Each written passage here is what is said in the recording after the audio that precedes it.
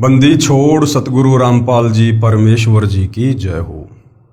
परमपिता परमात्मा सारी सृष्टि के रचनहार कुल मालिक असंख्य ब्रह्मांडों के स्वामी जगत गुरु तीनों लोकों में प्रवेश करके सबका धारण पोषण करने वाले राजाधीराज आत्माधार नाथों के नाथ देवों के देव महादेव सर्वेश्वर महेश्वर मृत्युंजय अजरो अमर आदि अनादि सनातनी प्रभु जगत पिता जगदीश्वर श्री श्री 1008 की उपाधि के वास्तविक अधिकारी अकाल मूरत शब्द स्वरूपी राम वासुदेव सर्वगतम ब्रह्म परम पूज्य प्रथम पूज्य परम संत परम पुरुष परम धनी परम दयालु सत्य कबीर हक्का कबीर अल्लाहु कबीर अल्लाहु अकबर बाखबर अल्लाह ताला जगत के तारणहार जगत के मुक्तिदाता जगत के जगन्नाथ हारे के सहारे हिंदुओं के राम मुसलमानों के अल्लाह सिखों के वाहिगुरु ईसाइयों के मसीह दया के सागर दया निधि करुणा के सागर करुणा निधि स्वयंभू परिभू संकट मोचन कष्ट हरण मंगल करण दुख भंजन अविगत कबीर निर्विकार निर्विषम परमात्मा अलय अलेख सतगुरु आदि अनादि सतगुरु असली मर्यादा पुरुषोत्तम असली राम असली कृष्ण असली घनश्याम असली मुरारी राजाओं के राजा महाराजाओं के महाराजा शहंशाहों के शहंशाह सम्राटों के सम्राट भगवानों के भगवान अल्लाहों के अल्लाह प्रभुओं के प्रभु मसीहाओं के मसीह सच्चे वाहिगुरु बाबाओं के बाबा पीरों के पीर सेठों के सेठ जगत सेठ सावड़सा सेठ सर्वगुण संपन्न अनंत कोटि कलाओं के स्वामी अनंत कोटि ब्रह्मांडों के नायक योगियों में महायोगी ध्यानियों में महाध्यानी सिद्धों में परम सिद्ध ज्ञानियों में तत्वज्ञानी ब्रह्म ज्ञानी महाज्ञानी परम ज्ञानी सर्वश्रेष्ठ ज्ञानी विज्ञानी युवा कबीर समर्थ कबीर असमवात अमित ओजा सच्चे रहनुमा करीम अल्लाह सुबहान अल्लाह दुनिया के अंतिम पैगंबर 8 सितंबर 1951 से गांव धनाना जिला सोनीपत हरियाणा भारतवर्ष की पावन भूमि पे प्रकट रियल कल की भगवान श्री नारायण साकार हरि श्री बाबा साहिब नूर अनंत परमात्मा सच्चे दरवेश सच्चे बाखबर संत श्रोमणी सतगुरु रामपाल जी परमेश्वर जी के चरण कमल में आप और हम सभी भाई बहनों का अनंत कोटि दंडवत प्रणाम। सत्साई भाई और बहनों, बहुत बड़ी दया बहुत बड़ी मेहर पूज्य गुरुदेव भगवान की परमेश्वर रामपाल जी की, जिनके शुभ आशीर्वाद से विशेष आशीर्वाद से उन्हीं के सत्संगों के संग्रह के ऊपर बन चुकी पवित्र आध्यात्मिक पुस्तक कबीर बड़ा या कृष्ण के ऊपर वीडियो बनाने की श्रृंखला जारी है। भाई और बहनों, ये पवित्र पुस्तक कबीर बड़ा या कृष्ण हिंदू समाज के लिए किसी वरदान से कम नहीं है। यदि आपने इस पवित्र पुस्तक को धैर्य पूर्वक निष्पक्ष होकर रुचि लेकर पूरा पढ़ लिया या फिर इस पुस्तक पर जो वीडियो बन रहे हैं आपने तमाम वीडियो देख लिए, क्योंकि ये पवित्र पुस्तक हिंदू धर्म के सर्व धर्मशास्त्रों के ज्ञान से परिपूर्ण है। यानी चारों वेदों का सार, पवित्र गीता जी का भी सार और पुराणों का सार सब कुछ इस पवित्र पुस्तक में डाला गया है। जिस पवित्र अमृत ज्ञान को सुनने के लिए हमारी आत्मा युगों युगों से तरस रही थी, आज उस हमारी प्यास को परमेश्वर रामपाल जी ने इस पवित्र पुस्तक को लिखकर या अपने मुख कमल से प्रवचन करके शांत कर दिया है। यह आत्मा आपकी भी शांत होगी यदि आपने उनके प्रवचन धैर्यपूर्वक सुन लिए तो। अध्यात्म को लेकर, भक्ति और भगवान को लेकर, शास्त्र अनुकूल साधना को लेकर, धर्म कर्म को लेकर, धार्मिक अनुष्ठानों को लेकर हमारे मन में जो शंकाएं वर्षों से सदियों से थी, उन तमाम शंकाओं का समाधान इस पवित्र पुस्तक में बखूबी प्रमाण सहित किया गया है। तो वर्तमान में हमारा जो टॉपिक चल रहा है इस पुस्तक पर वो है जनता की अदालत। यानी जनता की अदालत में मामला चल रहा है। मामला क्या है? कबीर बड़ा या कृष्ण। और जनता की अदालत में जज खुद जनता को बनाया गया है, क्योंकि वर्तमान में जनता एजुकेटेड है, शिक्षित है, पढ़ी लिखी है। अपनी आंखों से सारे प्रमाण अपने ही धर्म ग्रंथों में लिखे हुए देखकर जनता भली भांति सच और झूठ का निर्णय कर सकती है। दूसरी तरफ श्री कृष्ण उर्फ विष्णु को पूर्ण परमात्मा बताते हुए तमाम हिंदू धर्मगुरु जनता की अदालत में श्री कृष्ण जी का पक्ष लेकर उनके वकील बनकर खड़े हैं। तो दूसरी तरफ कबीर जी को पूर्ण परमात्मा कहते हुए अकेले सतगुरु रामपाल जी खड़े हुए हैं उनके वकील बनकर। हिंदू धर्मगुरुओं का दावा है कि हमारे चारों वेदों में, पवित्र गीता जी में और पुराणों में श्री कृष्ण और विष्णु को ही पूर्ण परमात्मा बताया गया है और हम तो इन्हीं की भक्ति करते हैं, सदियों से करते आ रहे हैं। इनके अलावा और कोई भगवान शास्त्रों में नहीं है। ये अजरो अमर हैं, अविनाशी हैं, इनके कोई माता पिता नहीं हैं और ये अखिल ब्रह्मांड के स्वामी हैं। तो दूसरी तरफ कबीर जी के वकील सतगुरु रामपाल जी ने जिन धर्मशास्त्रों का हवाला देकर हिंदू धर्मगुरु श्री कृष्ण जी को परमात्मा साबित कर रहे थे, उन्हीं धर्म ग्रंथों से, वेदों से, गीता जी से, पुराणों से सतगुरु रामपाल जी ने जनता की अदालत में ये क्लियर कर दिया, प्रमाणित कर दिया कि श्री कृष्ण उर्फ विष्णु ये केवल एक ब्रह्मांड में 3 लोक के स्वामी हैं। 3 लोक में भी केवल एक सद्गुण विभाग के स्वामी हैं। इनकी मां का नाम दुर्गा है, इनके पिता का नाम काल ब्रह्म है, जिसको ज्योति निरंजन भी कहते हैं। अर्थात श्री विष्णु जी का जन्म होता है, इनकी मृत्यु होती है। ये अजरो अमर परमात्मा नहीं है, ये अखिल ब्रह्मांडों के स्वामी नहीं है। इन्हें स्वयं सतभक्ति का, शास्त्र अनुकूल साधना का ज्ञान नहीं है। ये स्वयं भी मोक्ष मार्ग से वंचित हैं, फिर भला इनके साधकों का मोक्ष कैसे संभव है। और सतगुरु रामपाल जी ने उन्हीं धर्मशास्त्रों से दिखा दिखाकर कबीर जी को पूर्ण परमात्मा साबित कर दिया। और उसके बाद बहुत सारी लीलाएं जो श्री कृष्ण जी के समय हुई और कबीर जी के समय हुई, उन तमाम लीलाओं को कंपेयर करके भी बताया कि वास्तव में सुप्रीम गॉड कौन है। और जब जनता की अदालत में जनता अपनी आंखों से तमाम सबूत अपने ही धर्म ग्रंथों में देख रही है, उनकी आंखें फटी की फटी रह जा रही है। और अध्यात्म को और अच्छे से जानने के लिए सतगुरु रामपाल जी से सवाल कर रहे हैं और सतगुरु रामपाल जी जनता की अदालत में जनता के प्रत्येक सवाल का प्रेम पूर्वक प्रमाणित जवाब दे रहे हैं। और इसी प्रश्नोत्तरी में धर्मदास जी का प्रकरण चल रहा है। धर्मदास जी बांधवगढ़ के रहने वाले थे, मथुरा में गए हुए थे, विष्णु जी के पुजारी थे। वहां पूर्ण परमात्मा कबीर देव एक जिंदा बाबा के रूप में मिले। धर्मदास जी को गीता जी के ज्ञान से परिचित करवाया, क्योंकि धर्मदास जी विष्णु जी को अपना इष्ट मानते थे और उसी अज्ञान में रंगे हुए थे। तो धर्मदास जी भी अध्यात्म को जानने के लिए जिंदा बाबा के रूप में कबीर परमेश्वर जी से तरह तरह के सवाल करते हैं और परमेश्वर उनका जवाब देते हैं। और जहां धर्मदास बीच बीच में काल का वकील बनकर परमात्मा से वाद विवाद करता है, तो परमेश्वर जिंदा रूप में अंतर्ध्यान हो जाते हैं। और इस प्रकार 2 बार परमात्मा धर्मदास जी की आंखों के सामने से अंतर्ध्यान हुए और धर्मदास उसके बाद में डगमग सा हो जाता है, विचलित हो जाता है, रोने लगता है कि मैंने तो उनके साथ में व्यर्थ में वाद विवाद कर दिया। वो तो वास्तव में ही अल्लाह की जात थे, वो तो कोई फरिश्ते थे जो बता रहे थे, बिल्कुल सत्य बता रहे थे।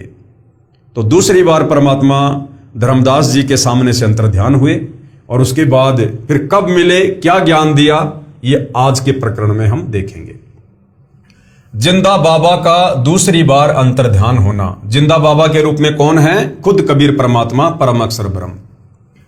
धर्मदास जी ने कहा, हे जिंदा, आप ये क्या कह रहे हो कि श्री विष्णु जी तीनों लोकों में केवल एक विभाग के मंत्री हैं, केवल शतोगुण विभाग के मंत्री हैं, अखिल ब्रह्मांड के स्वामी नहीं हैं।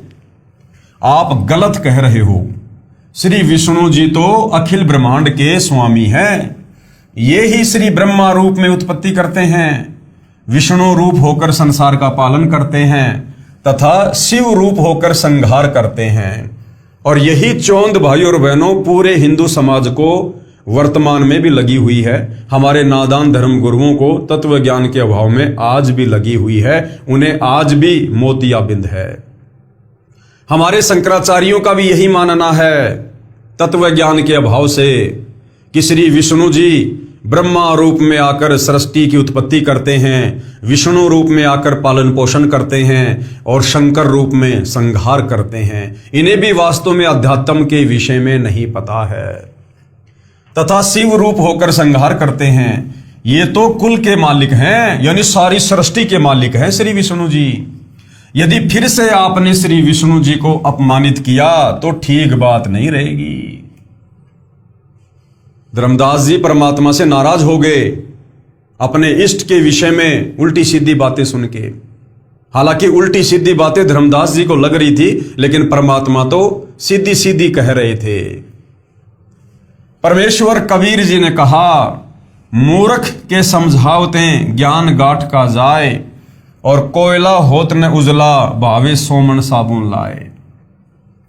इतना कहकर परमेश्वर जिंदा रूपधारी अंतर्ध्यान हो गए। दूसरी बार परमेश्वर को खोने के पश्चात धर्मदास बहुत उदास हो गए। भगवान विष्णु में इतनी अटूट आस्था थी कि आंखों प्रमाण देखकर भी झूठ को त्यागने को तैयार नहीं थे। कबीर जान बूझ सांची तजे, करे झूठ से ने, ताकि संगत हे प्रभु शौपन में भी ना दे। लेकिन ये परमात्मा दयालु है। इस काल ने युगों युगों से हमारे ऊपर जो ये अज्ञान का काला रंग जमा रखा है, परमेश्वर के बिना इसे कौन साफ कर सकता है। तो ये दयालु हमारी किसी बात का बुरा नहीं मानते हैं। तो परमेश्वर ने धर्मदास जी को झटका दिया, क्योंकि बीच बीच में वो काल का वकील बन जाया करता था। कुछ देर के पश्चात धर्मदास की बुद्धि से काल का साया हटा और अपनी गलती पर विचार किया कि सब प्रमाण गीता से ही प्रत्यक्ष किए गए थे। धर्मदास जी सोचने लगे कि जिंदा बाबा सारे के सारे प्रमाण हम हिंदुओं की गीता जी को दिखा दिखा कर बता रहे थे, अध्याय बता रहे थे, श्लोक बता रहे थे, और मैं ही व्यर्थ में अपनी अल्प बुद्धि के चलते उनके साथ में वाद विवाद कर रहा था। महात्मा जी अपनी जगह बिल्कुल सही थे। जिंदा बाबा ने अपनी ओर से तो कुछ भी नहीं कहा। मैं कितना अभागा हूं कि मैंने अपने हठी व्यवहार से देव स्वरूप तत्वदर्शी संत को खो दिया। अब तो वे देव नहीं मिलेंगे, मेरा जीवन व्यर्थ हो जाएगा। ये विचार करके धर्मदास सिहर उठा, यानी अंदर से कांप गया, अर्थात भय से कांपने लगा। खाना भी कम खाने लगा, उदास रहने लगा, तथा मन मन में अर्जी लगाने लगा कि हे देव, हे जिंदा बाबा, एक बार दर्शन दे दो। भविष्य में ऐसी गलती कभी नहीं करूंगा। मैं आपसे करबद्ध प्रार्थना करता हूं, मुझ मूर्ख की ओछी मंदी बातों पर ध्यान ना दो। मुझे फिर मिलो गोसाई। आपका ज्ञान सत्य, आप सत्य, आप जी का एक एक वचन अमृत है। कृपया दर्शन दो, नहीं तो अधिक दिन मेरा जीवन नहीं रहेगा। इस प्रकार की हृदय से प्रार्थना आत्मा से रो रो कर आदरणीय धर्मदास जी करने लगे। तीसरे दिन परमेश्वर कबीर जी एक दरिया के किनारे वृक्ष के नीचे बैठे थे। आसपास कुछ आवारा गायें भी उसी वृक्ष के नीचे बैठी जुगाली कर रही थी। कुछ दरिया के किनारे घास चर रही थी। धर्मदास की दृष्टि दरिया के किनारे पीतांबर पहने बैठे संत पर पड़ी। अब तीसरी बार परमात्मा जब धर्मदास के सामने आते हैं तो एक हिंदू साधु का रूप बनाकर आते हैं। देखा आसपास गायें चर रही हैं, ऐसा लगा जैसे साक्षात भगवान कृष्ण अपने लोक से आकर बैठे हों। और भाई वास्तव में यदि सृष्टि में कोई असली कृष्ण है तो सतगुरु रामपाल जी हैं, ये कबीर भगवान ही है। सारे खेल यही परमात्मा खेलता है। श्री कृष्ण जी भी इस कबीर परमात्मा की ही आत्मा है। जब उस आत्मा को कभी कोई आपत्ति आती है, जैसे कंस को मारना था, केसी को मारना था, चानोर को मारना था, तो कबीर परमात्मा ही श्री कृष्ण रूप में सारे कार्य किए। त्रेता युग में रावण को मारना था तो राम रूप में इस कबीर भगवान ने ही उसका संहार किया था। धर्मदास उत्सुकता से संत के पास गया तथा देखा ये तो कोई सामान्य संत है। फिर भी सोचा चरण स्पर्श करके फिर आगे बढ़ूंगा। धर्मदास जी ने जब चरणों का स्पर्श किया, मस्तक चरणों पर रखा तो ऐसा लगा कि जैसे रूई को छुआ हो। फिर चरणों को हाथों से दबा दबा कर देखा तो उनमें कहीं भी हड्डी नहीं थी। ऊपर चेहरे की ओर देखा तो वही जिंदा उसी पहले वाली वेशभूषा में बैठा था। जैसे ही धर्मदास ने परमात्मा के चरणों को छुआ, दबा दबा कर देखने लगा कि भाई ये क्या अचरज है, हड्डी तो है ही नहीं, ये तो रुई की तरह बिल्कुल कोमल है, मुलायम है। और जैसे धर्मदास ने ऊपर देखा चेहरे की तरफ, तो परमात्मा ने फिर से वही जिंदा वाला रूप बना लिया। धर्मदास जी ने चरणों को दृढ़ करके पकड़ लिया कि कहीं फिर से न चले जाएं, और अपनी गलती की क्षमा याचना की। कहा कि हे जिंदा, आप तो तत्वदर्शी संत हो। क्योंकि भाई और बहनों, धर्मदास गीता जी पढ़ा करता था, और गीता जी अध्याय 4 श्लोक 34 में साफ साफ लिखा है, अगर इस मनुष्य जीवन को सफल करना है, लक 84 योनि से छुटकारा पाना है, जन्म मरण के रोग से, बुढ़ापे के कष्ट से छुटकारा पाना है, गधा कुत्ता सूअर बनने से बचना है, पूर्ण मोक्ष करवाना है, तो अर्जुन किसी तत्वदर्शी संत की खोज कर। वो तत्वदर्शी संत तुझे परमात्म ज्ञान बताएगा। तो धर्मदास ने कहा कि आप तो तत्वदर्शी संत हो, मैं एक भ्रमित जिज्ञासु हूं। जब तक मेरी शंकाओं का समाधान नहीं होगा, तब तक मेरा अज्ञान नाश कैसे होगा। आप तो महाकृपालु हैं, मुझ किंकर पर दया करो, मेरा अज्ञान हटाओ प्रभु। धर्मदास ने फिर आगे परमात्मा जी से सवाल किया। सवाल धर्मदास जी का, हे जिंदा, यदि श्री विष्णु जी पूर्ण परमात्मा नहीं है, तो कौन है पूर्ण परमात्मा? कृपया मुझे गीता जी से प्रमाणित करके बताओ। अब परमेश्वर ने उत्तर दिया। कृपया पढ़े प्रश्न नंबर 15 का उत्तर, जो जिंदा रूपधारी परमेश्वर ने धर्मदास को सुनाया। प्रश्न नंबर 35, धर्मदास जी ने पूछा कि क्या श्री विष्णु जी और शंकर जी की पूजा करनी चाहिए? उत्तर दिया जिंदा बाबा का, नहीं करनी चाहिए। फिर धर्मदास जी ने सवाल किया, कृपया मुझे गीता जी से प्रमाणित करके बताओ। तो परमेश्वर ने बताया, कृपया पढ़ें प्रश्न नंबर 17 का उत्तर। यानी पहले भाई और बहनों, इस पवित्र पुस्तक में हम इन तमाम बातों के ऊपर विवेचन कर चुके हैं। तो आप जी यदि लगातार वीडियो देख रहे हैं, तो आप जी ने सारे जो जवाब हैं वो जान लिए होंगे, इसलिए परमात्मा जी आगे बढ़ रहे हैं। धर्मदास को प्रभु ने सुनाया गीता शास्त्र से प्रत्यक्ष प्रमाण देखकर धर्मदास की आंखें खुली की खुली रह गई, जैसे किसी को सदमा लग गया हो। झूठ कह नहीं सकता, स्वीकार करने के लिए अभिव्यक्त लगेगा। जिंदा रूपधारी परमेश्वर ने धर्मदास को संबोधित करते हुए कहा कि हे वैष्णव महात्मा, कौन सी दुनिया में चले गए, लौट आओ। मानो धर्मदास नींद से जागा हो। सावधान होकर कहा, कुछ नहीं कुछ नहीं, कृपया और ज्ञान सुनाओ ताकि मेरा भ्रम दूर हो सके। परमेश्वर कबीर जी ने सृष्टि की रचना धर्मदास जी को सुनाई। कृपया पढ़ें इसी पुस्तक के पेज नंबर 389 पर, जो हम आगे पढ़ेंगे। सृष्टि रचना सुनकर धर्मदास जी को ऐसा लगा मानो पागल हो जाऊंगा, क्योंकि जो ज्ञान आज तक हिंदू धर्मगुरुओं, ऋषियों, महर्षियों, संतों से सुना था, वह निराधार तथा अप्रमाणित लग रहा था। जिंदा बाबा हिंदू सदग्रंथों से ही प्रमाणित कर रहे थे, शंका को कोई स्थान नहीं था। मन मन में सोच रहा था कि कहीं मैं पागल तो नहीं हो जाऊंगा। प्रश्न नंबर 37, धर्मदास ने फिर सवाल किया, हे जिंदा, क्या हिंदू धर्म के गुरुओं तथा ऋषियों को शास्त्रों का ज्ञान नहीं है? तो परमात्मा जी ने कहा, क्या यह बताने की भी आवश्यकता शेष है कि धर्मदास, तुझे मैंने इतना ज्ञान समझा दिया, सृष्टि रचना बता दी, गीता जी के अध्याय और श्लोक बता दिए, क्या अभी भी तुझे ये बात बताने की आवश्यकता है कि हिंदू धर्म गुरुओं को, आचार्य शंकराचार्यों को, या दुनिया के किसी भी धर्म के किसी भी धर्म गुरु को शास्त्र अनुकूल साधना का ज्ञान है या नहीं है?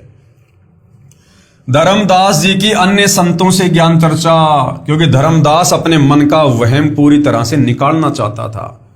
अभी वो पूरा विश्वास जिंदा बाबा के रूप में कबीर परमात्मा पर नहीं कर पा रहा था। उसने सोचा कि हमारे हिंदू धर्म में इतने बड़े बड़े मठाधीश, जिनकी लंबी लंबी जटा, दाढ़ी, पीतांबर पहने हुए, हजारों लाखों जिनके शिष्य, बड़े बड़े मठ, आश्रम, क्या उनके पास भी ज्ञान नहीं है? तो धर्मदास अपनी मन की शंकाओं को शांत करने के लिए उन बड़े बड़े संतों के पास जाता है। प्रश्न नंबर 38, धर्मदास जी का। धर्मदास जी ने मन में विचार किया कि ये कैसे हो सकता है कि हिंदू धर्म के किसी संत गुरु महर्षि को सत्य आध्यात्मिक ज्ञान नहीं। ये कहकर धर्मदास जी के मन में आया कि किसी महामंडलेश्वर से ज्ञान सुनना चाहिए। एक रमते फकीर के पास क्या मिलेगा, यानी जिंदा बाबा के पास क्या मिलेगा, ये तो ऐसे घूमता फिरता रहता है, मुझे तो बड़े बड़े मंडलेश्वरों के पास जाना चाहिए। ये बात मन में सोच ही रहा था कि परमेश्वर जिंदा जी ने धर्मदास जी के मन का दोष जानकर कहा कि आप अपने महामंडलेश्वरों से ज्ञान प्राप्त कर लो। ये कहकर परमेश्वर तीसरी बार अंतर्ध्यान हो गए। धर्मदास की मन की बात कहकर परमात्मा जी अंतर्ध्यान हो गए। अब धर्मदास ने देखा, भाई तेरे मन की बात जान ली, जो तू सोच रहा था वही बोल दिया, और उसी समय परमात्मा अंतर्ध्यान हो गए। धर्मदास तो व्याकुल हो गया, परेशान हो गया कि अब की बार तो ये भगवान मुझे बिल्कुल भी नहीं मिलेगा। ये कहकर परमेश्वर तीसरी बार अंतर्ध्यान हो गए। धर्मदास जी ठगे से रह गए और अपने मन के दोष को जिंदा महात्मा के मुख कमल से सुनकर बहुत शर्मसार हुए।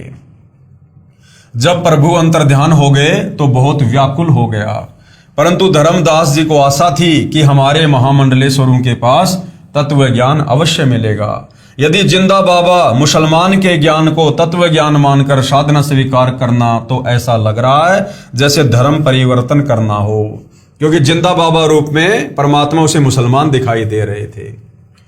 अब धर्मदास महामंडलेश्वरों के पास जाता है। अब परमेश्वर ने उसको इस स्थिति में लाकर क्यों छोड़ा, परमात्मा ने क्यों उसको ढीला छोड़ दिया कि जाने दो इसको महामंडलेश्वरों के पास? क्योंकि पहले परमात्मा जी ने गीता जी से धर्मदास जी को उन तमाम श्लोकों से परिचित करवा दिया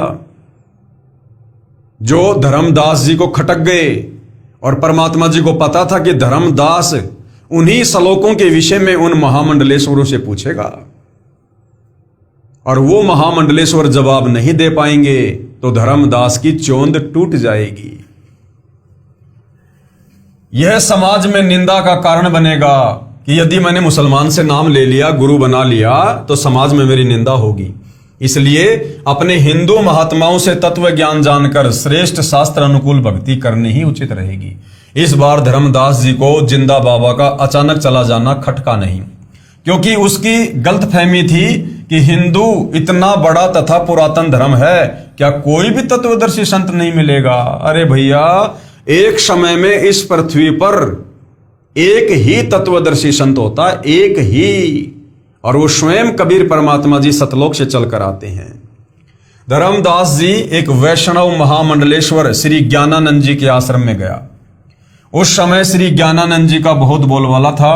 वह स्वामी रामानंद जी काशी वाले का शिष्य था, परंतु उस समय स्वामी रामानंद जी तो परमेश्वर कबीर जी का शिष्य गुरु बन चुका था।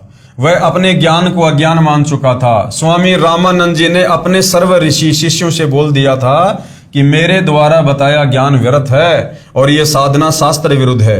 आप सब परमेश्वर कबीर जी से दीक्षा ले लें, परंतु जाति का अभिमान, शिष्यों में प्रतिष्ठा, ज्ञान के स्थान पर अज्ञान का भंडार जीव को सत्य स्वीकार करने नहीं देता। परमात्मा कहते हैं राज तजना सहज है। इंसान अपना राज्य भी त्याग सकता है ज्ञान समझ में आने के बाद, और सहज त्रिया का ने अपनी स्त्री का मोह भी छोड़ सकता है।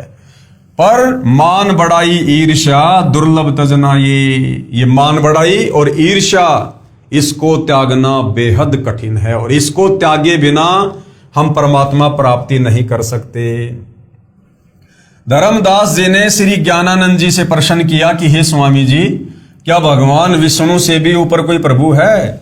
श्री ज्ञानानंद जी ने उत्तर दिया कि श्री विष्णु स्वयं परम ब्रह्म परमात्मा हैं, इनसे ऊपर कौन हो सकता है? श्री कृष्ण जी भी श्री विष्णु जी स्वयं ही थे, उन्होंने ही श्रीमद् भगवद गीता का ज्ञान दिया। आपको किसने भ्रमित कर दिया? धर्मदास जी ने पूछा कि गीता अध्याय 8 श्लोक 1 में अर्जुन ने पूछा कि तत्व ब्रह्म क्या है, तो गीता अध्याय 8 श्लोक 3 में भगवान ने यानी गीता ज्ञानदाता ने कहा कि वह परम अक्षर ब्रह्म है। ये तो भगवान कृष्ण से अन्य प्रभु हुआ। ज्ञानानंद स्वामी बोला, लगता है तेरे को उस काशी वाले जुलाहे का जादू चढ़ा है। चल चल अपना काम कर, भगवान कृष्ण से अन्य कोई प्रभु नहीं है। धर्मदास जी को पता चल गया कि इसके पास वो ज्ञान नहीं है जो जिंदा बाबा ने परमाणु सहित बताया। धर्मदास निराश होकर वहां से चल दिया। धर्मदास जी को यह नहीं पता था कि काशी वाला जुलाहा वह बाबा जिंदा ही है। अब धर्मदास को यह नहीं पता था कि जो जिंदा बाबा उसको मिला था वो काशी वाला कबीर ही था। तो धर्मदास फिर वहां से आगे चला गया ज्ञान प्राप्ति की सोचकर। फिर धर्मदास को पता चला कि एक मोहनगिरी नाम के महामंडलेश्वर हैं। उनके पास जाकर भगवान की चर्चा करनी शुरू की। पहले 1 रुपया दक्षिणा चढ़ाई, जिस कारण से मोहनगिरी ने उनको निकट बैठाया और बताया कि भगवान शिव सर्व सृष्टि के रचने वाले हैं, इनसे बढ़कर संसार में कोई प्रभु नहीं है। ओम नमः शिवाय मंत्र का जाप करो। धर्मदास जी प्रणाम करके चल पड़े कि रोंग नंबर। सोचा इनका कितना अच्छा नाम है, ज्ञान देले 1 पैसे का नहीं है। नाम तो मोहनगिरी और ज्ञान 1 देले का नहीं। धर्मदास जी से किसी ने बताया कि एक बहुत बड़ा तपस्वी है, कई वर्षों से खड़ा तप कर रहा है।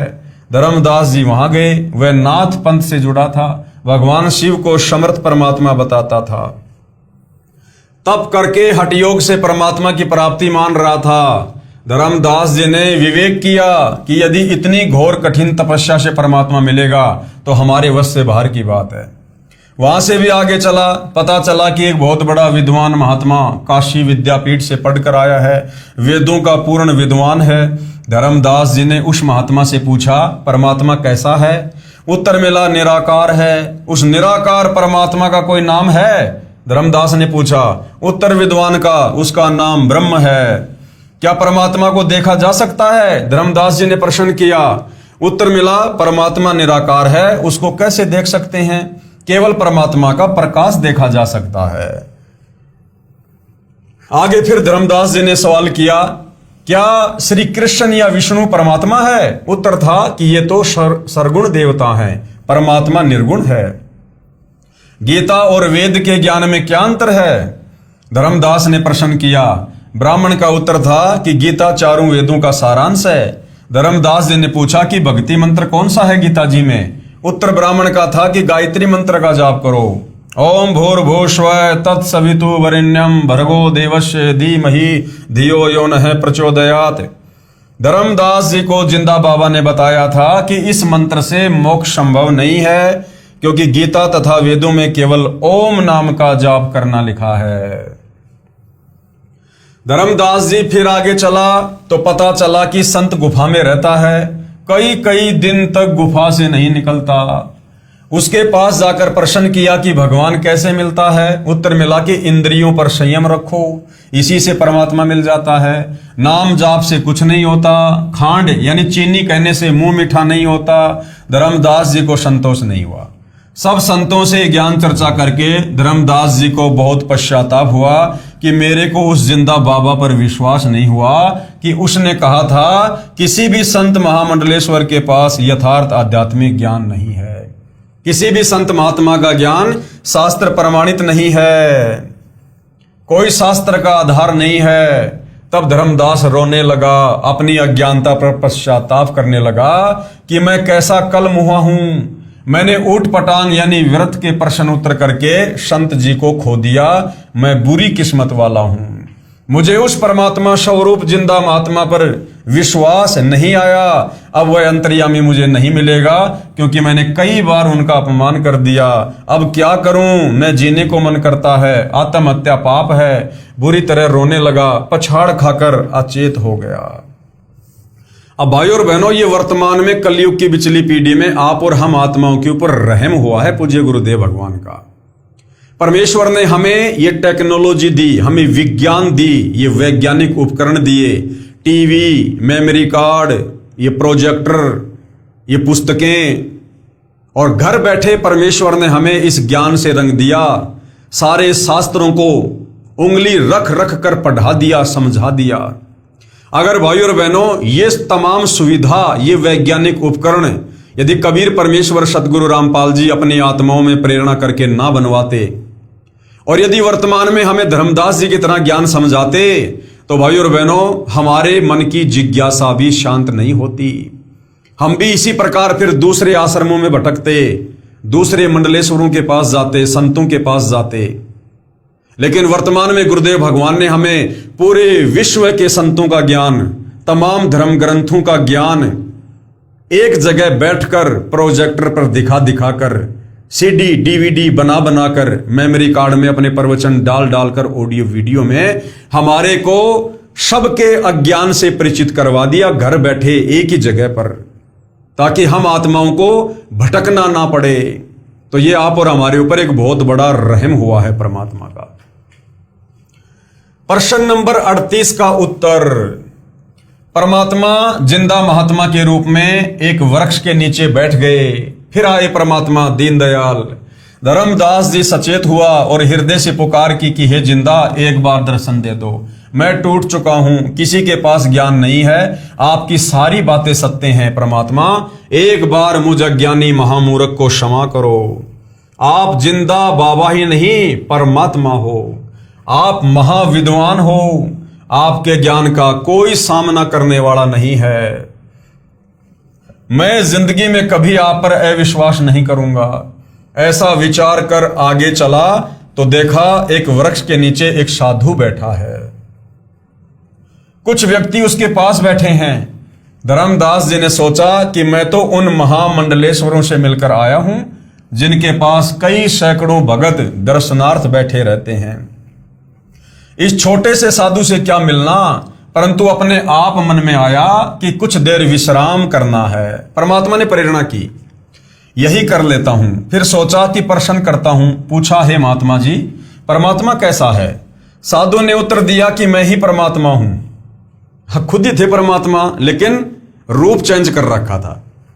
धर्मदास जी चुप हो गए। सोचा ये तो मजाक कर रहा है, ये तो संत भी नहीं है। धीरे धीरे सर्व व्यक्ति चले गए।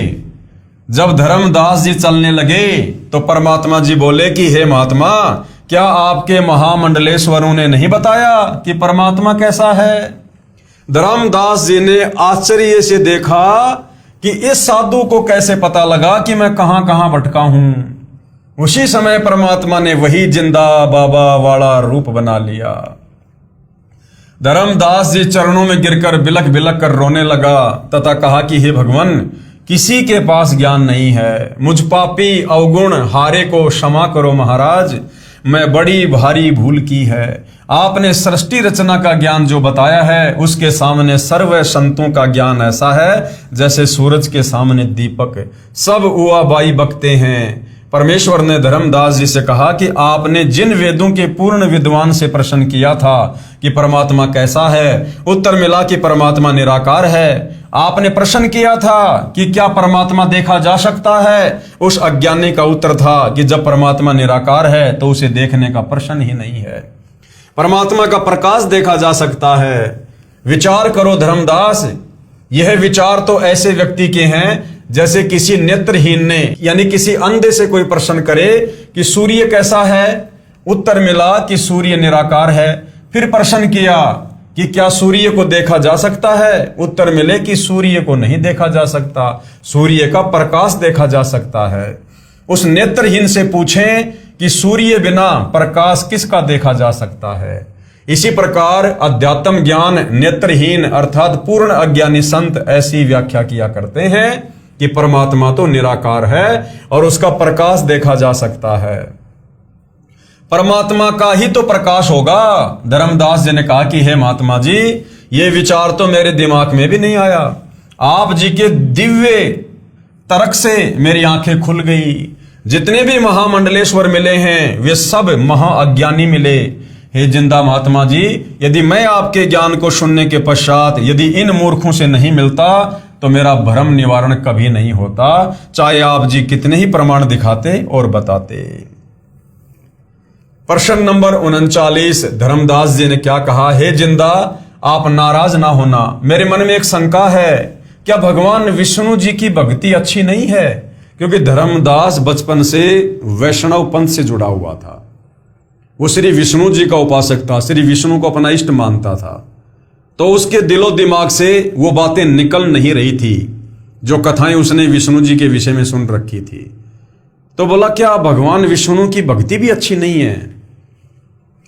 उत्तर जिंदा महात्मा जी का। हे धर्मदास, श्रीमद् भगवद गीता अध्याय 2 श्लोक 46 में प्रमाण है कि गीता ज्ञान दाता ने कहा, हे अर्जुन, बहुत बड़े जलाशय यानी झील की प्राप्ति के पश्चात छोटे जलाशय में व्यक्ति का जितना प्रयोजन रह जाता है, इसी प्रकार पूर्ण ज्ञान और पूर्ण परमात्मा की भक्ति विधि व होने वाले लाभ का ज्ञान होने के पश्चात अन्य ज्ञानों तथा छोटे भगवानों में उतनी ही आस्था रह जाती है जितनी बड़े जलाशय की प्राप्ति के पश्चात छोटे जलाशय में रह जाती है। छोटे जलाशय का जल अच्छा है परंतु पर्याप्त नहीं है। यदि एक वर्ष वर्षा ना हो तो छोटे जलाशय का जल सूख जाता है तथा उस पर आश्रित व्यक्ति भी जल के अभाव से कष्ट उठाते हैं। त्राही त्राही मच जाती है, परंतु बड़े जलाशय यानी झील का जल यदि 10 वर्ष भी वर्षा ना हो तो भी समाप्त नहीं होता। जिस व्यक्ति को वह बड़ा जलाशय मिल जाएगा तो वह तुरंत छोटे जलाशय यानी जोहड़ यानी तालाब को छोड़कर बड़े जलाशय के किनारे जा बसेगा। जिस समय गीता ज्ञान सुनाया गया उस समय सर्व व्यक्ति तालाबों के जल पर ही आश्रित थे, इसलिए ये उदाहरण दिया था। इसी प्रकार श्री विष्णु सतगुण की भक्ति भले ही आप अच्छी मानते हैं परंतु पूर्ण मोक्षदायक नहीं है। श्री विष्णु जी भी नाशवान है, इनका भी जन्म मृत्यु होती है, फिर साधक यानी उनका भगत अमर कैसे हो सकता है। इसलिए पूर्ण मोक्ष अर्थात अमर होने के लिए अमर परमात्मा की ही भक्ति करनी पड़ेगी। अब गीता जी से परमात्मा धर्मदास जी को बता रहे हैं। पेश है गीता अध्याय 2 श्लोक 46 की फोटोकॉपी। सब ओर से परिपूर्ण जलाशय के प्राप्त हो जाने पर यानी पूर्ण परमात्मा का ज्ञान हो जाने पर, पूर्ण परमात्मा की भक्ति प्राप्त हो जाने पर छोटे जलाशय में मनुष्य का जितना प्रयोजन रहता है, ब्रह्म को तत्व से जानने वाले ब्राह्मण का समस्त वेदों में उतना ही प्रयोजन रह जाता है। जिस प्रकार बड़ा जलाशय मिल जाने पर छोटा जलाशय बुरा नहीं लगता, लेकिन उसकी औकात का पता चल जाता है कि अगर 1 साल बरसात नहीं हुई तो मैं तो प्यासा मर जाऊंगा, मेरा परिवार प्यासा मरेगा, खेती नहीं कर पाऊंगा। तो बड़ा जलाशय मिलने के बाद व्यक्ति की पूरी आस्था बड़े जलाशय में हो जाती है। इसी प्रकार पूर्ण परमात्मा कबीर देव की सतभक्ति मिलने के बाद और ज्ञान समझ में आने के बाद भगत की आस्था इन ब्रह्मा विष्णु महेश में छोटे जलाशय की बात ही रह जाती है कि भैया ये ब्रह्मा विष्णु महेश तो काम चलाओ सरकार है, ये हमें गधा कुत्ता सुअर बनने से नहीं बचा सकते, ये हमारे जन्म मरण और बुढ़ापे के कष्ट को नहीं काट सकते, ये नरक में जाने से नहीं बचा सकते। तो इस प्रकार परमात्मा जी ने धर्मदास जी को समझाया कि ब्रह्मा विष्णु महेश ये कोई बुरे नहीं है, लेकिन हमें जो मनुष्य जन्म मिला है मोक्ष प्राप्ति के लिए वो इनके बस से बाहर की बात है। प्रश्न नंबर 40। हे जिंदा महात्मा जी, मैंने आपके ऊपर अविश्वास किया, मैं महापापी हूं, मुझे क्षमा करना। परमेश्वर ने उत्तर दिया, जिंदा बाबा जी का उत्तर, हे धर्मदास, मैंने ही आपके मन में यह प्रेरणा की थी। यदि आप उन अपने धर्म गुरुओं की तलाशी ना लेते तो आप कभी मेरी बातों पर विश्वास नहीं करते। रह रहकर तेरे मन को यही बात कचोटती रहती कि ऐसा नहीं हो सकता कि हिंदू धर्म के किसी महर्षि महामंडलेश्वर व संत महंत को तत्व ज्ञान नहीं होगा। अब आप मेरी बातों पर विश्वास करोगे। विचार करो धर्मदास, जब गीता ज्ञान दाता गीता अध्याय 4 श्लोक 32 व 34 में कहता है कि जो ज्ञान परम अक्षर ब्रह्म यानी परमेश्वर अपने मुख कमल से सुनाता है वह तत्व ज्ञान है, और गीता अध्याय 4 श्लोक 32 में यह बताया गया है उस ज्ञान को तू तत्वदर्शी संतों के पास जाकर समझ। फिर गीता अध्याय 4 श्लोक 34 में क्या बताया कि उस ज्ञान को तू किसी तत्वदर्शी संत के पास जाकर समझ। अर्थात धर्मदास, अगर तुम्हारी गीता ज्ञान देने वाले भगवान के पास में कंप्लीट ज्ञान होता तो वो अर्जुन को तत्वदर्शी संत की शरण में जाकर ज्ञान समझने को क्यों कह रहा है, वो खुद ही समझा देता। अगले अध्याय में वो गीता जी वाला ज्ञान बता देता, लेकिन वो खुद हाथ खड़े कर रहा है कि भाई वो तत्व ज्ञान तो मेरे पास भी नहीं है, वो मोक्ष वाला मार्ग मुक्ति वाला ज्ञान मेरे पास भी नहीं है अर्जुन, उसके लिए तत्वदर्शी संत की खोज कर। इससे सिद्ध हुआ कि गीता ज्ञान देने वाले परमात्मा को ही तत्व ज्ञान नहीं तो गीता पढ़ने वाले व इन भगवान के उपासकों को ज्ञान कैसे होगा। भाई जब गीता जी का ज्ञान देने वाले भगवान को तत्व ज्ञान नहीं है तो इन मंडलेश्वरों के पास में कहां से आएगा, उसके पुजारियों के पास कहां से आएगा वो तत्व ज्ञान। पेश है गीता अध्याय 4 श्लोक 32 की फोटोकॉपी। इस प्रकार और भी बहुत तरह के यज्ञ वेद की वाणी में विस्तार से कहे गए हैं। वेद की वाणी नहीं, ब्रह्मणे मुखे का मतलब है सच्चिदानंद घन ब्रह्म की वाणी, यानी कबीर वाणी में, 5वें वेद सूक्ष्म वेद में। उन सबको तू मन, इंद्रिय और शरीर की क्रिया द्वारा संपन्न होने वाला जान। इस प्रकार तत्व से जानकर उनके अनुष्ठान द्वारा तू कर्म बंधन से सर्वदा मुक्त हो जाएगा। पेश है गीता अध्याय 4 श्लोक 34 की फोटोकॉपी, जिसमें तत्वदर्शी संत की शरण में जाकर तत्व ज्ञान समझने की सलाह दी गई है। क्या कहा गया है? उस ज्ञान को तू तत्वदर्शी ज्ञानियों के पास जाकर समझ, उनको भली भांति दंडोत प्रणाम करने से, उनकी सेवा करने से और कपट छोड़कर सरलता पूर्वक प्रश्न करने से वे परमात्म तत्व को भली भांति जानने वाले ज्ञानी महात्मा तुझे उस तत्व ज्ञान का उपदेश करेंगे। यानी गीता ज्ञान दाता ब्रह्म ने क्लियर कर दिया कि भैया मेरे पास में वो तत्व ज्ञान नहीं है, कंप्लीट मोक्ष मार्ग वाला ज्ञान नहीं है। तो बताओ फिर आचार्य शंकराचार्य, ब्रह्मा विष्णु महेश, संत महंत, इनको कहां से ज्ञान हो जाएगा? ये फोटोकॉपी गीता अध्याय 4 श्लोक 32 की है, जो गीता प्रेस गोरखपुर से प्रकाशित है। इसमें ब्रह्मणे का अर्थ वेद की यानी मुखे का अर्थ वाणी किया है, जो गलत है। ब्रह्मणे शब्द का अर्थ इसी अनुवादक ने गीता अध्याय 17 श्लोक 23 में क्या किया है? सच्चिदानंद घन ब्रह्म। यहां भी सच्चिदानंद घन ब्रह्म किया जाना चाहिए, यानी सच्चिदानंद घन ब्रह्म की वाणी में, परम अक्षर ब्रह्म की वाणी में, फिर सही अनुवाद बन जाता है। गीता अध्याय 2 श्लोक 53 में कहा कि हे अर्जुन, भिन्न भिन्न प्रकार से भ्रमित करने वाले वचनों से हटकर तेरी बुद्धि जब एक तत्व ज्ञान पर स्थिर हो जाएगी, तब तो तू योग यानी भक्ति को प्राप्त होगा। भावार्थ है कि जब तक तू भगत बनेगा, इसलिए मैंने धर्मदास तेरे को उन संतों मंडलेश्वरों के पास जाने के लिए प्रेरित किया था। अब तू योग को प्राप्त होगा यानी भगत बन सकेगा, क्योंकि तेरी शंकाओं का समाधान हो चुका है। अब तेरे मन में कोई शंका नहीं है। पेश है गीता अध्याय 2 श्लोक 53 की फोटोकॉपी। भांति भांति के वचनों को सुनने से विचलित हुई तेरी बुद्धि जब परमात्मा में अचल और स्थिर ठहर जाएगी, तब तू योग को प्राप्त होगा, यानी तू भक्ति करने लायक बनेगा, अर्थात तेरा परमात्मा से नित्य संयोग हो जाएगा। आगे धर्मदास जी ने फिर सवाल किया परमात्मा जी से, क्या पूर्ण मोक्ष के लिए भगवान विष्णु जी तथा भगवान शंकर जी की पूजा को छोड़ना पड़ेगा? परमात्मा जी ने उत्तर दिया, इन प्रभुओं को नहीं छोड़ना। कि हे धर्मदास, ब्रह्मा विष्णु महेश को नहीं छोड़ना, ये तो भक्ति रूपी पेड़ की टहनियां हैं, इनको तोड़ना नहीं, इनको छोड़ना नहीं। हमने भक्ति विधि चेंज करनी है, इनकी पूजा छोड़नी होगी। इन भगवानों को नहीं छोड़ना, इनकी पूजा छोड़नी है। पूजा हमने परम अक्षर ब्रह्म की करनी है, कबीर देव की करनी है। हमने ब्रह्मा विष्णु महेश को छोड़ना नहीं है, ये तो भक्ति रूपी पेड़ की टहनियां हैं, फल तो इन्हीं के लगेंगे। लेकिन हम जो इनकी पूजा करके सर्व लाभ प्राप्त करना चाह रहे हैं, ये हमारी नादानी है। तो क्या उत्तर दिया? इन प्रभुओं को नहीं छोड़ना, इनकी पूजा छोड़नी होगी। फिर धर्मदास जी ने सवाल किया, हे जिंदा, मैं समझा नहीं, इन विष्णु और शंकर प्रभुओं को नहीं छोड़ना और पूजा छोड़नी पड़ेगी? मेरी छोटी बुद्धि है, मैं महाज्ञानी प्राणी हूं, कृपया विस्तार से बताने की कृपया करें। तो परमेश्वर जी ने क्या उत्तर दिया? उत्तर जिंदा महात्मा जी का, हे धर्मदास जी, आप इनकी साधना शास्त्र विधि त्याग कर मनमाना आचरण कर रहे हो। यानी तुम जो ब्रह्मा विष्णु महेश को इष्ट मान के पूजा कर रहे हो ना, ये गीता और वेदों के विरुद्ध है, मनमाना आचरण है, जिससे आप जी को लाभ नहीं मिल रहा। इन देवताओं से लाभ लेने के साधना के मंत्र मेरे पास हैं। जैसे भैंसा है, उसको भैंसा भैंसा करते रहो, वह आपकी ओर नहीं देखेगा।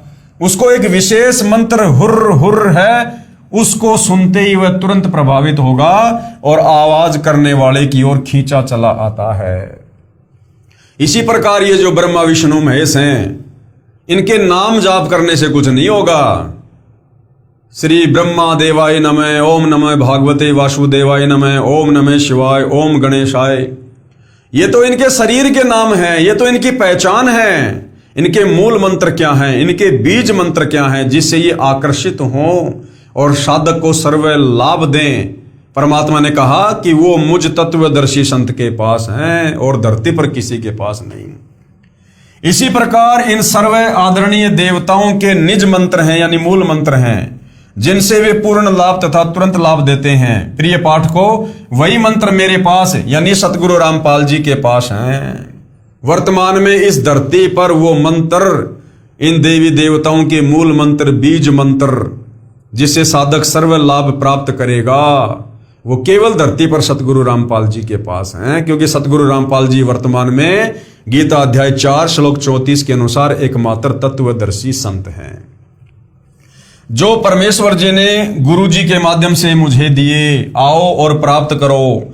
जैसा कि आपको बताया था, प्रश्न नंबर 33 के उत्तर में वर्णन किया था कि ये संसार एक वृक्ष जानो, ये संसार एक उल्टा लटका हुआ पीपल का वृक्ष जानो, परम अक्षर ब्रह्म इसकी जड़े जानो, यानी कबीर परमात्मा इसकी जड़ हैं, और अक्षर पुरुष जो है वो तना जानो, और क्षर पुरुष यानी काल मोटी डार, तथा तीनों देवता रजगुण ब्रह्मा जी, सतगुण विष्णु जी तथा तमगुण शिव जी, इस संसार रूपी वृक्ष की शाखाएं जानो और पात रूप संसार।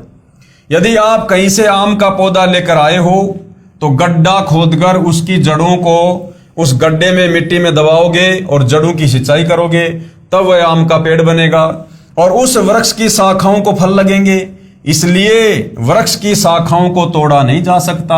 ये ब्रह्मा विष्णु महेश तो भक्ति रूपी वृक्ष की शाखाएं हैं, परंतु इनको जड़ के स्थान पर गड्ढे में मिट्टी में दबाकर इनकी सिंचाई नहीं की जाती।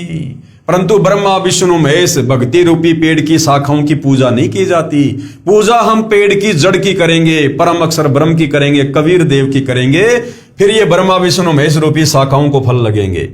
ठीक इसी प्रकार संसार रूपी वृक्ष की जड़ अर्थात परम अक्षर ब्रह्म को इष्ट रूप में मानकर पूजा करने से शास्त्र अनुकूल साधना होती है, जो परम लाभ देने वाली होती है। इस प्रकार किए गए भक्ति कर्मों का फल यही तीनों देवता संसार वृक्ष की शाखाएं ही कर्म अनुसार प्रदान करते हैं। इसलिए इनकी पूजा छोड़नी है, लेकिन इनको छोड़ा तोड़ा नहीं जा सकता। यही प्रमाण श्रीमद् भगवद गीता अध्याय 3 श्लोक 8 से 15 तक में भी है, और कहा है कि हे अर्जुन, तू शास्त्र विहित कर्म कर, यानी जैसी भक्ति शास्त्रों में बताई है उस अनुसार कर। अर्थात शास्त्रों में जैसे भक्ति करने को कहा है वैसा भक्ति कार्य कर। यदि घर त्याग कर जंगलों में चला गया, अर्थात तू कर्म सन्यासी हो गया, या एक स्थान पर बैठकर हठ पूर्वक साधना करने लगेगा, तो तेरा शरीर पोषण का निर्वाह भी नहीं होगा। इसलिए कर्म न करने की अपेक्षा कर्म करते करते भक्ति कर्म करना श्रेष्ठ है। गीता अध्याय 3 श्लोक 8 का निष्कर्ष है, देखिएगा अपनी आंखों से। पेश है गीता अध्याय 3 श्लोक 8 की फोटोकॉपी। तू शास्त्र विहित कर्तव्य कर्म कर, यानी जो भक्ति साधना शास्त्रों में बताई है वेद और गीता में वो कर, क्योंकि कर्म न करने की अपेक्षा कर्म करना श्रेष्ठ है, तथा कर्म न करने से तेरा शरीर निर्वाह भी नहीं सिद्ध होगा। यानी काम भी कर और अपनी भक्ति भी कर। अगर तू एक जगह बैठ गया काम धंधा छोड़ के, तो फिर तेरा शरीर कैसे चलेगा, तेरा पेट कैसे भरेगा, तू भक्ति भी सफल नहीं कर पाएगा। इसलिए काम भी कर और भक्ति भी कर, लेकिन भक्ति कर शास्त्रों के अनुसार, तत्वदर्शी संत को गुरु बनाकर। जो साधक यानी भगत शास्त्र विधि त्याग कर मनमाना आचरण करते हैं, अर्थात शास्त्र अनुकूल भक्ति कर्मों के अतिरिक्त दूसरे कर्मों में लगा हुआ मनुष्य समुदाय कर्मों के बंधन में बंधकर जन्म मरण के चक्र में सदा रहता है। इसलिए हे कुंती पुत्र अर्जुन, शास्त्र विरुद्ध भक्ति कर्म जो कर रहा है उससे आसक्ति रहित होकर शास्त्र अनुकूल भक्ति कर्म कर। गीता अध्याय 3 श्लोक 9 में पेश है गीता अध्याय 3 श्लोक 9 की फोटोकॉपी। यज्ञ के निमित्त किए जाने वाले कर्मों के अतिरिक्त दूसरे कर्मों में लगा हुआ ही यह मनुष्य समुदाय कर्मों से बंधता है। इसलिए हे अर्जुन, तू आसक्ति से रहित होकर उस यज्ञ के निमित्त ही भली भांति कर्तव्य कर्म कर। यानी जो भक्ति कर्म करने की सलाह परमात्मा देते हैं, हमारे शास्त्र देते हैं, वही भक्ति कर्म कर। इसके अलावा यदि तू मनमाना आचरण करेगा तो तू कर्मों के बंधन में बंधेगा, काल के जाल में जकड़ा रह जाएगा। संसार की रचना करके प्रजापति कुल के मालिक ने सर्वप्रथम मनुष्यों की रचना करके साथ साथ यज्ञों अर्थात धार्मिक अनुष्ठानों की जानकारी का ज्ञान देते हुए इनसे कहा था कि तुम लोग इस तरह बताए शास्त्र अनुकूल कर्मों द्वारा वृद्धि को प्राप्त हो। इस प्रकार शास्त्र अनुकूल की गई भक्ति तुम लोगों को इच्छित भोग प्राप्त कराने वाली हो। गीता अध्याय 3 श्लोक 10। ये देखिएगा, प्रजापति ब्रह्मा ने कल्प के आदि में यज्ञ सहित प्रजाओं को रचकर उनसे कहा कि तुम लोग इस यज्ञ के द्वारा वृद्धि को प्राप्त हो और ये यज्ञ तुम लोगों को इच्छित भोग प्रदान करने वाला हो। इस प्रकार शास्त्र अनुकूल भक्ति द्वारा अर्थात संसार रूपी वृक्ष की जड़ों यानी मूल अर्थात परम अक्षर ब्रह्म की सिंचाई अर्थात पूजा करके देवताओं अर्थात संसार रूपी वृक्ष की तीनों गुण रूपी शाखाओं रजगुण ब्रह्मा, सतगुण विष्णु तथा तमगुण शिव जी को उन्नत करो। ये देवता संसार वृक्ष की शाखा तीनों देवता आपको कर्मानुसार फल देकर उन्नत करेंगे। इस प्रकार एक दूसरे से उन्नत करके परम कल्याण अर्थात पूर्ण मोक्ष को प्राप्त हो जाओ। गीता अध्याय 3 श्लोक 11। इस यज्ञ के द्वारा देवताओं को उन्नत करो। कौन सा यज्ञ? शास्त्र अनुकूल साधना करके, परम अक्षर ब्रह्म कबीर देव की पूजा करके। वे देवता तुम लोगों को उन्नत करें। यानी जब हम कबीर परमेश्वर की यानी भक्ति रूपी पौधे की जड़ों की पूजा करेंगे तो जड़ों से खुराक जाएगी तने में, तने से डार में, डार से शाखाओं में। शाखा कौन है? ब्रह्मा विष्णु महेश। और ब्रह्मा विष्णु महेश से फिर साधक को तमाम लाभ मिलेंगे। तो शास्त्र अनुकूल साधना करने से ये देवी देवता भी प्रसन्न और साधक भी प्रसन्न। इस प्रकार निस्वार्थ भाव से एक दूसरे को उन्नत करते हुए तुम लोग परम कल्याण को प्राप्त हो जाओ। शास्त्र विधि अनुसार किए गए भक्ति कर्मों अर्थात यज्ञों द्वारा बढ़ाए हुए देवता अर्थात संसार रूपी वृक्ष की जड़ अर्थात मूल मालिक परम अक्षर ब्रह्म को इष्ट रूप में प्रतिष्ठित करके भक्ति कर्म से बढ़ी हुई शाखाएं तीनों देवता तुम लोगों को बिना मांगे ही कर्मानुसार इच्छित भोग निश्चय ही देते रहेंगे।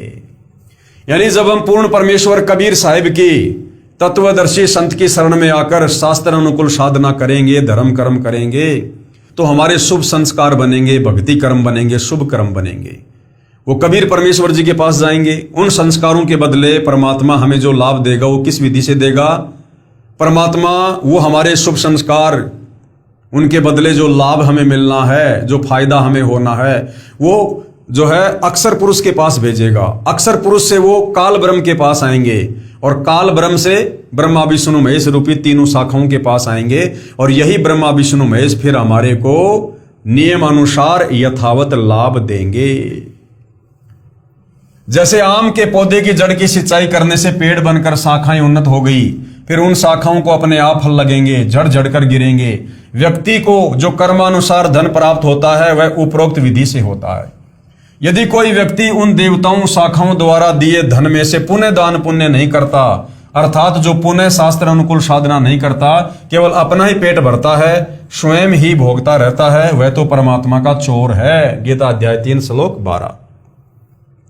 ये देखिएगा, यज्ञ के द्वारा यानी शास्त्र अनुकूल साधना के द्वारा बढ़ाए हुए देवता तुम लोगों को बिना मांगे ही इच्छित भोग निश्चय ही देते रहेंगे। यानी आम के पेड़ की जड़ की पूजा करेंगे, पूजा का मतलब सिंचाई करेंगे, देखभाल करेंगे, खाद डालेंगे तो ऑटोमेटिक पेड़ बनेगा और फिर शाखाओं को आम लगेंगे ही लगेंगे, ना चाहते हुए भी लगेंगे। इसी प्रकार उन देवताओं के द्वारा दिए हुए भोगों को जो पुरुष इनको बिना दिए स्वयं भोगता है वह चोर ही है।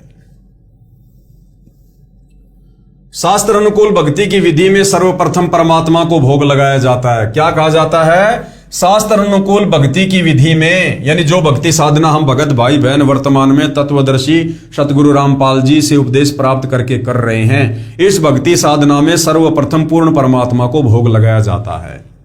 सर्वप्रथम परमात्मा को भोग लगाया जाता है।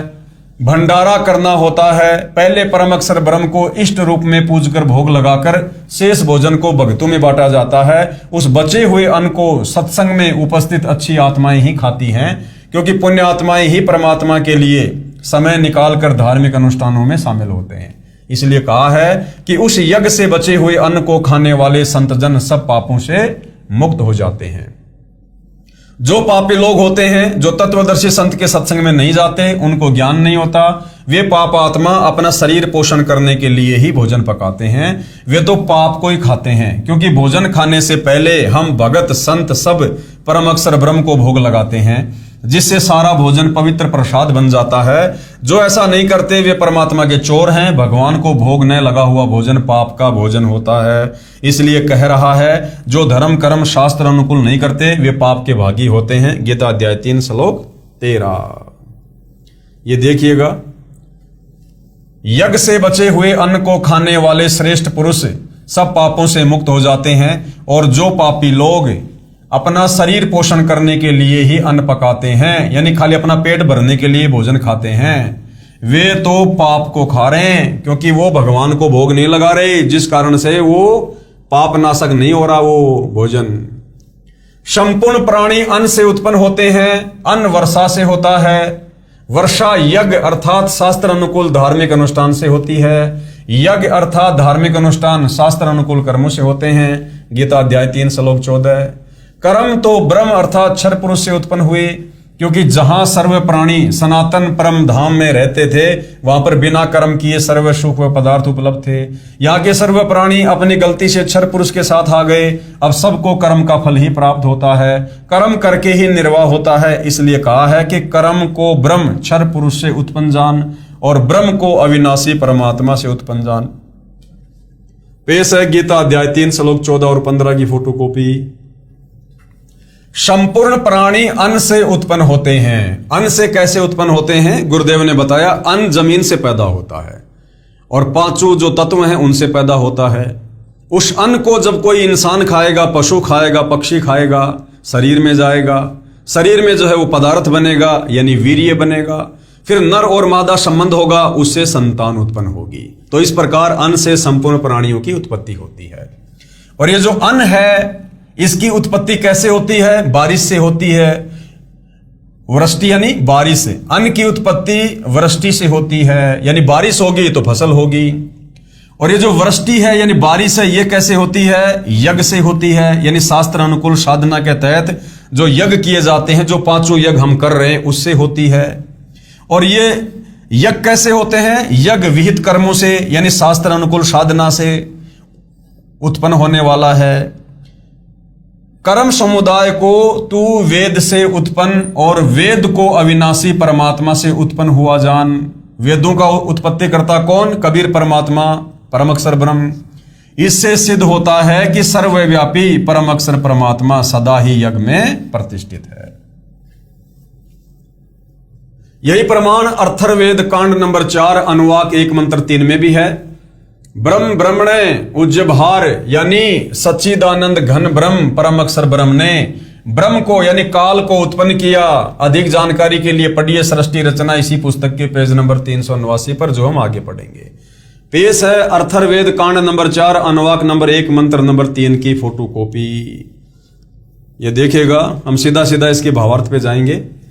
ये फोटोकॉपी अथर्ववेद कांड 4 अनुवाक 1 मंत्र 3 की है। इसमें स्पष्ट किया है कि ब्रह्म ने यानी सच्चिदानंद घन ब्रह्म परम अक्षर ब्रह्म ने ब्रह्म को उत्पन्न किया, यानी काल को, ज्योति निरंजन को। यही प्रमाण गीता अध्याय 3 श्लोक 15 में भी है। इस फोटोकॉपी में अनुवाद गलत किया है। ब्रह्म का अर्थ वेद किया है। ब्रह्म को ब्रह्म ही लिखा जाए। उज्ज भार का अर्थ उत्पन्न करना यानी प्रकट करना है। वेद के अनुवादक ने अड़ंगा कर रखा है देवा नाम का।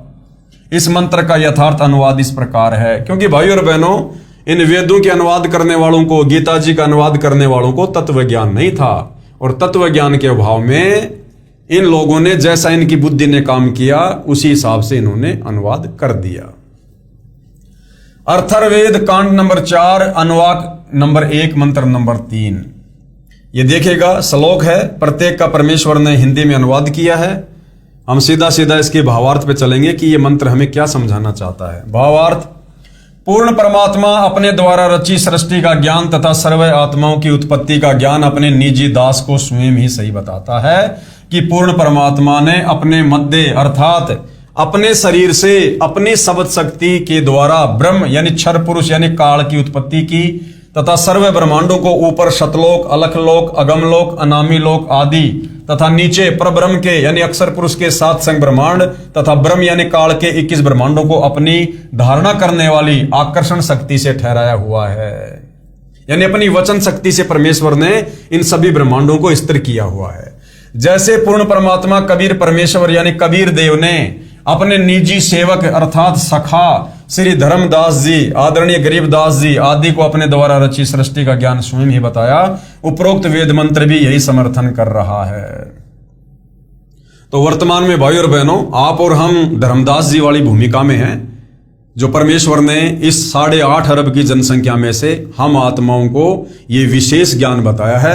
हम परमेश्वर के निजी सेवक हैं, हम सब उस परमपिता परमेश्वर के सखा हैं, उसके निजी भगत हैं, जो इस 8.5 अरब की जनसंख्या में ये बात आप और हमें समझ में आई है।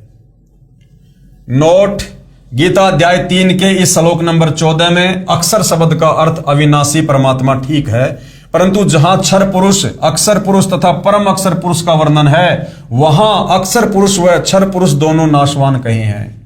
वहां पर अक्षर का अर्थ वही ठीक है। गीता अध्याय 15 श्लोक 16-17 में वर्णन है, यहां अक्षर का अर्थ अविनाशी परमात्मा है, क्योंकि सृष्टि रचना से स्पष्ट होता है कि ब्रह्म की उत्पत्ति सत्य पुरुष यानी अविनाशी परमात्मा ने की थी, काल की। इससे सिद्ध हुआ कि सर्वगतम ब्रह्म अर्थात जिस परमात्मा की पहुंच सर्व ब्रह्मांडों में है, जो सर्व का मालिक है, वह परमात्मा सदा ही यज्ञों अर्थात धार्मिक अनुष्ठानों में प्रतिष्ठित है। भावार्थ है कि परम अक्षर ब्रह्म को इष्ट देव रूप में प्रतिष्ठित करके धार्मिक अनुष्ठान अर्थात यज्ञ करने से, शास्त्र विधि अनुसार कर्म करने से भगत को भक्ति लाभ मिलता है, जिससे मोक्ष प्राप्त होता है। देखिए उल्टा रोपा गया संसार रूपी पौधे का चित्र इसी पुस्तक के पेज नंबर 261 पर। देखिए ये चित्र पेज नंबर 261 पर, इसमें पौधे की शाखाओं को गड्ढे में जमीन में लगाकर दिखाया गया है कि जो तीनों देवों रजगुण ब्रह्मा, सदगुण विष्णु तथा तमगुण शिव में से किसी की भी पूजा करता है, वो शास्त्र विधि त्याग कर मन आचरण कर रहा है। यदि आम के पौधे की टहनियों को हम यदि उस गमले में लगाएंगे और पानी डालेंगे, वो आम कभी भी हमें फल नहीं देगा, कभी भी पेड़ नहीं बनेगा। तो आप और हमने भक्ति रूपी पौधे की जो शाखाएं हैं, टहनियां हैं, ब्रह्मा विष्णु महेश, हमने इन अज्ञानी नादान धर्म गुरुओं के कहने पर इन ब्रह्मा विष्णु महेश की पूजा करनी शुरू कर दी, जबकि पूजा करनी चाहिए थी भक्ति रूपी पेड़ की जड़ों की यानी परम अक्षर ब्रह्म कबीर देव की, जो गीता अध्याय 16 श्लोक 23-24 में अनुचित तथा व्यर्थ बताया है। जिसने सर्वगतम ब्रह्म अर्थात परम अक्षर ब्रह्म की पूजा नहीं की, उसको इष्ट रूप में नहीं पूजा, जिस कारण से उस साधक की साधना व्यर्थ है। शाखाओं को सींचने से पौधा नष्ट हो जाएगा। अन्य देवताओं की पूजा करना गीता अध्याय 7 श्लोक 12-15 और 20-23 तथा गीता अध्याय 9 श्लोक 23-24 में मना किया है। देखिएगा ये चित्र इसी पुस्तक के पेज नंबर 261 पर सीधा लगाया गया पौधा जो शास्त्र विधि अनुसार साधना है, यही मोक्षदायक है, यही प्रमाण गीता ग्रंथ में है। इसलिए हे धर्मदास, श्री ब्रह्मा जी, श्री विष्णु जी तथा श्री शिव जी को नहीं छोड़ना, इनकी पूजा इष्ट रूप में करते हो वो छोड़नी है, तभी भगत का पूर्ण मोक्ष संभव है। ये देखिएगा भाई और बहनों, ये भक्ति रूपी पौधा है, यानी सबसे ऊपर कबीर परमात्मा है जो सारी सृष्टि के मालिक हैं। ये जड़ रूप कौन है? कबीर परमात्मा है ये। फिर सृष्टि रचना से हमें पता चलता है कि कबीर परमेश्वर ने अक्षर पुरुष को 7 संग ब्रह्मांड दिए। तो पेड़ का जो तना है ये अक्षर पुरुष है, जो गीता अध्याय 15 श्लोक नंबर 16 में 2 भगवान बताए हैं, क्षर और अक्षर। ये अक्षर पुरुष है 7 संग ब्रह्मांड का स्वामी। उसके बाद में ये काल के 21 ब्रह्मांड हैं। ये जो मोटी डार है ये क्षर पुरुष, ये काल है। और इस काल के 3 पुत्र हैं, ये 3 टहनियां, ब्रह्मा विष्णु महेश, रजगुण ब्रह्मा, सदगुण विष्णु, तमगुण शंकर। और बाकी जितने भी पत्ते हैं ये आम संसार के प्राणी हैं, तीनों लोगों के। तो जब हम भक्ति करेंगे कबीर परमात्मा की, कबीर परमेश्वर जी की, शास्त्र अनुसार तत्वदर्शी संत से उपदेश लेकर, तो हम जो भक्ति करेंगे, जो धार्मिक यज्ञ करेंगे, दान पुण्य करेंगे, सेवा करेंगे, वो हमारे जो संस्कार बनेंगे वो कहां जाएंगे? वो कबीर परमात्मा जी के पास जाएंगे। फिर कबीर परमात्मा हमें सर्व लाभ देने के लिए सिस्टमेटिक तरीके से हमारे संस्कारों को भेजेगा अक्षर पुरुष के पास। यानी जब हम इस जड़ के अंदर खाद डालेंगे, पानी डालेंगे, तो जो खुराक है वो जड़ से कहां आएगी? इस तने में आएगी, अक्षर पुरुष के पास।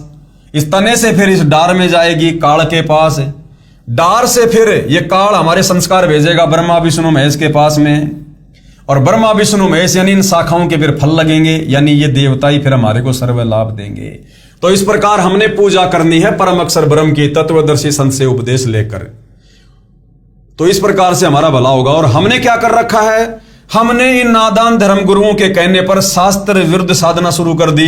यानी हमने पेड़ की जो जड़ है उसको तो ऊपर कर दिया, यानी जिस भगवान को पूजना चाहिए था उसको तो हमने छोड़ दिया, और पेड़ की टहनियों को हमने पूजना शुरू कर दिया। टहनियों में खाद डालना शुरू कर दिया, पानी डालना शुरू कर दिया कि ये जो आम का पेड़ है ये पेड़ बनेगा, फिर फल लगेंगे। अब हमने टहनियों को मिट्टी में दबा दिया तो भला पेड़ कैसे बनेगा? ये तो सूख जाएगा। तो हमने टहनी रूपी ब्रह्मा विष्णु महेश की पूजा नहीं करनी, हमने इनकी साधना करनी है। और वो साधना तत्वदर्शी संत बताता है, यानी सतगुरु रामपाल जी जैसा बताएंगे, उन्हीं मंत्रों का हमने जाप करना है। ये देखिएगा, ये है शास्त्र अनुकूल साधना। यानी पेड़, ये जो पेड़ है, पेड़ की जो जड़ है, जड़ को हमने कहां लगाया? गमले में लगाया, मिट्टी में दबाया। यानी हमने पूजा शुरू कर दी परम अक्षर ब्रह्म की, कबीर देव की, तत्वदर्शी संत से उपदेश लेकर। तो भक्ति करने से हमारे जो शुभ संस्कार बनेंगे वो कहां जाएंगे?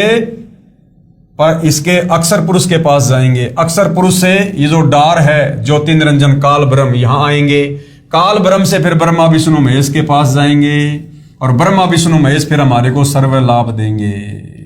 यदि हम तत्वदर्शी संत से उपदेश लेकर और कबीर परमेश्वर जी की भक्ति करेंगे, भक्ति रूपी पेड़ की जड़ को सींचेंगे, तो टहनियों के अपने आप जो है फल लगेंगे। प्रश्न नंबर 43। आगे धर्मदास ने फिर परमात्मा जी से सवाल किया, और परमात्मा जी क्या जवाब दे रहे हैं, इस विषय पर भाई और बहनों हम अगले टॉपिक पर चर्चा करेंगे। क्योंकि ये तत्व ज्ञान है, शास्त्र अनुकूल साधना की जानकारी है। आज से पहले हमने केवल अज्ञान सुना हुआ है। हम जिन भी गुरुओं के पास गए, जिन भी विद्वानों के पास बैठे, उन्होंने हमें शास्त्र विरुद्ध साधना का ही ज्ञान दिया, हमसे केवल मनमाना आचरण ही करवाया। तो हमारी रगों में वो अज्ञान जो है रमा हुआ है। अब उस रमे हुए अज्ञान को निकालने के लिए हमने धीरे धीरे तत्व ज्ञान का रैग मार्ग मारना पड़ेगा। तो उसके लिए भाई और बहनों हम धीरे धीरे अध्यात्म में आगे बढ़ेंगे। तो पूज्य गुरुदेव भगवान के आशीर्वाद से आज की सात संगति में ज्ञान चर्चा में केवल इतना ही। फिर परमेश्वर दया करेंगे, कल हम नेक्स्ट लेवल पर आगे बढ़ेंगे, यानी आगे हम चर्चा करेंगे। तब तक पूज्य गुरुदेव भगवान हम सबको आज्ञा दे, हम सबको आशीर्वाद दे। परमेश्वर पल पल अपनी नजर हम सबके ऊपर बनाए रखे। बंदी छोड़ सतगुरु रामपाल जी परमेश्वर जी की जय हो।